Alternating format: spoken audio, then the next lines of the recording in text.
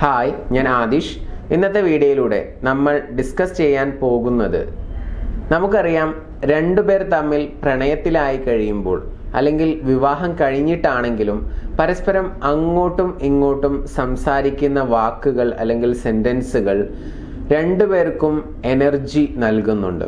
അത് പോസിറ്റീവായിട്ടുള്ള കാര്യങ്ങൾ സംസാരിക്കുമ്പോൾ പോസിറ്റീവ് എനർജിയും നെഗറ്റീവായിട്ടുള്ള കാര്യങ്ങൾ സംസാരിക്കുന്ന സമയത്ത് നെഗറ്റീവ് എനർജിയുമാണ് ലഭിക്കുന്നതും പറയുന്ന ആൾ കൊടുക്കുന്നതും.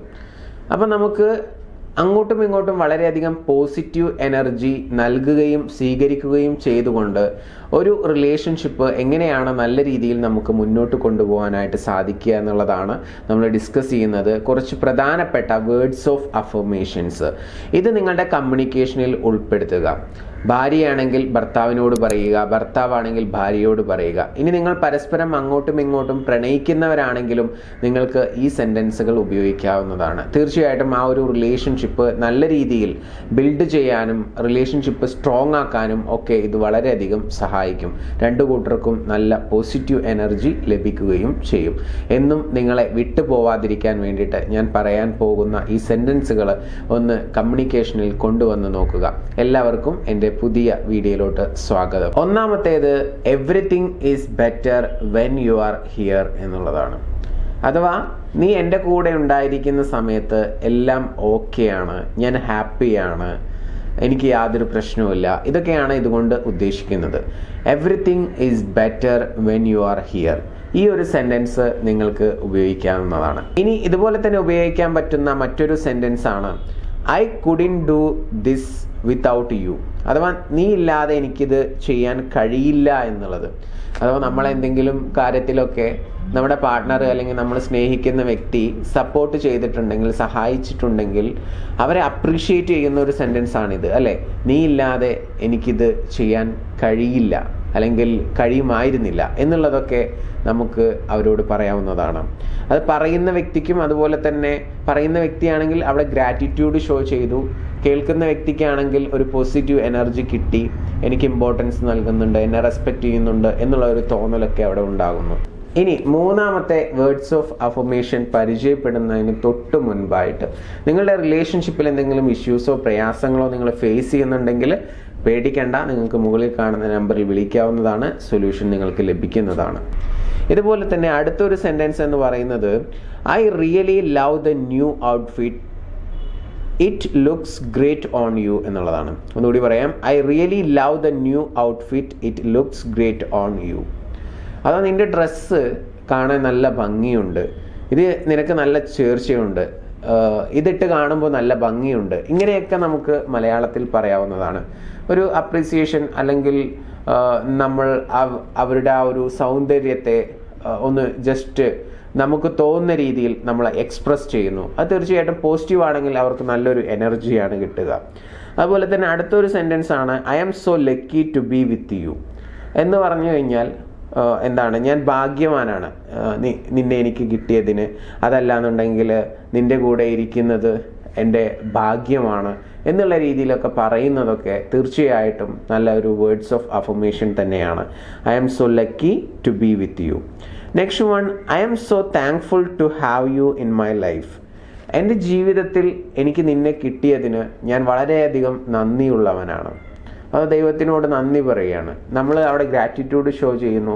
മാത്രമല്ല ആ വ്യക്തിയുടെ ഇമ്പോർട്ടൻസ് അവിടെ എടുത്തു പറയുകയാണ്. നിന്നെ എനിക്ക് കിട്ടിയതിൽ ഞാൻ വളരെയധികം നന്ദിയുള്ള വ്യക്തിയാണെന്നുള്ളതാണ് പറയുന്നത്.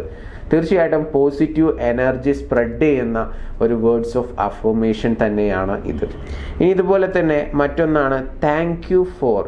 നമ്മൾക്ക് എന്തെങ്കിലും സഹായങ്ങളോ മറ്റോ ചെയ്തു തരുമ്പോൾ, അത് ചെറുതാണെങ്കിലും വലുതാണെങ്കിലും, ഫിസിക്കലി ഉള്ളതാണെങ്കിലും ഫിനാൻഷ്യലി ഉള്ളതാണെങ്കിലും ഇമോഷണലി മെൻ്റലി ഒക്കെ നമ്മളെ സപ്പോർട്ട് ചെയ്യുകയാണെങ്കിലും ഒക്കെ നമ്മൾ താങ്ക്സ് പറയാൻ മറന്നു പോകരുത്. Thank you for something. ആ ഒരു സെൻറ്റൻസ് യൂസ് ചെയ്യുക. ഇംഗ്ലീഷിലാണെങ്കിൽ അഥവാ ഉദാഹരണമായിട്ട് പറയുകയാണെങ്കിൽ thank you for coming with me. ഇപ്പോൾ പുറത്തേക്ക് നിങ്ങളുടെ കൂടെ വന്നു, thank you for coming with me എന്ന് പറയാം. അതുപോലെ തന്നെ നിങ്ങൾക്ക് നല്ല ഭക്ഷണം ഉണ്ടാക്കി തന്നു എന്ന് വിചാരിക്കുക. അപ്പോൾ നിങ്ങൾക്ക് പറയാം thank you for the delicious dinner. അങ്ങനെ നിങ്ങൾ എപ്പോഴും നിങ്ങൾക്ക് ചെയ്തു തരുന്ന കാര്യങ്ങൾക്ക് നന്ദി പ്രകടിപ്പിച്ചുകൊണ്ടിരിക്കുക. ഇപ്പോൾ ഭർത്താവ് വരുന്ന സമയത്ത് നിങ്ങൾക്ക് എന്തെങ്കിലും ചോക്ലേറ്റോ മറ്റോ വാങ്ങിക്കൊണ്ടുവന്നു എന്ന് വിചാരിക്കുക. അപ്പോൾ thank you for this one, ഇതിന് നന്ദി പറയുക. അങ്ങനെ എപ്പോഴും അങ്ങോട്ടും ഇങ്ങോട്ടും ഗ്രാറ്റിറ്റ്യൂഡ് ഷോ ചെയ്യുന്ന ഒരു സ്വഭാവം, ബിഹേവിയർ രണ്ടുപേർക്കും ഉണ്ടെങ്കിൽ അത് വളരെയധികം നന്നായിരിക്കും. ഇനി ഇതുപോലെ തന്നെ അടുത്തതായിട്ട് നിങ്ങൾക്ക് പറയാൻ പറ്റുന്ന മറ്റൊരു കാര്യമാണ് you are doing such a great job, I am really proud of you എന്നുള്ളത്. അവർക്ക് എന്തെങ്കിലും അവാർഡോ കാര്യങ്ങളോ കിട്ടിയെന്ന് വിചാരിക്കുക, ജോലിയുടെ ഭാഗമായിട്ട് അല്ലെങ്കിൽ ബിസിനസ്സിൽ എന്തെങ്കിലും വളർച്ചയുണ്ടായി. അപ്പോൾ നമുക്കിങ്ങനെ പറയാം you are doing such a great job. ആ കാര്യം മാത്രമല്ല, എന്ത് അച്ചീവ്മെൻ്റ് ഉണ്ടാക്കി കഴിഞ്ഞാലും നമുക്കിത് പറയാവുന്നതാണ്. I am really proud of you. അപ്പോൾ ഞാൻ നിങ്ങളിൽ വളരെയധികം അഭിമാനിക്കുന്നു, നിങ്ങൾ നല്ലൊരു കാര്യമാണ് ചെയ്തത്, അല്ലെങ്കിൽ നല്ലൊരു അച്ചീവ്മെൻ്റ് ആണ് ഇത് എന്നുള്ള രീതിയിലൊക്കെ നമുക്ക് പറയാവുന്നതാണ്. അതുപോലെ തന്നെ അടുത്തതായി പറയാൻ പറ്റുന്ന you are so special to me, നീ എനിക്ക് വളരെ സ്പെഷ്യലാണ് എന്ന് നമുക്ക് പറയാം. അത്തരം സാഹചര്യങ്ങൾ വരുമ്പോൾ അത് ഉപയോഗിക്കുക. അതുപോലെ തന്നെ യു ആർ ദി ബെസ്റ്റ്, നീ ബെസ്റ്റാണ്, നീ അടിപൊളിയാണ് എന്നുള്ള രീതിയിലൊക്കെ നിങ്ങൾക്ക് കോംപ്ലിമെൻറ്റ് ചെയ്യാവുന്നതാണ്.